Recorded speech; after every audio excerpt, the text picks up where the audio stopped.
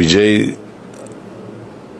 ನಾಯಕತ್ವದ ಭೀಮಾ ಈ ಸಿನಿಮಾ ಮುಖ್ಯವಾಗಿ ಯುವ ಜನತೆಯ ಭವಿಷ್ಯದ ದೃಷ್ಟಿಯಿಂದ ಮಾಡಿರ್ತಕ್ಕಂಥ ಸಿನಿಮಾ.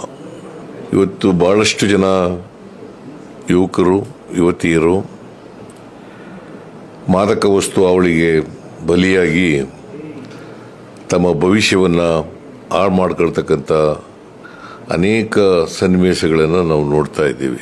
ಈ ಸಿನಿಮಾ ಉದ್ದೇಶ ಯುವ ಸಮೂಹ ಈ ಡ್ರಗ್ಸ್ ಅವಳಿ ಇದರಿಂದ ದೂರ ಇದ್ದು ತಮ್ಮ ಭವಿಷ್ಯವನ್ನು ರೂಪಿಸ್ಕೊಳ್ಬೇಕು ಅಂತಕ್ಕಂಥ ಸದುದ್ದೇಶದಿಂದ ಮಾಡಿರ್ತಕ್ಕಂಥ ಸಿನಿಮಾ.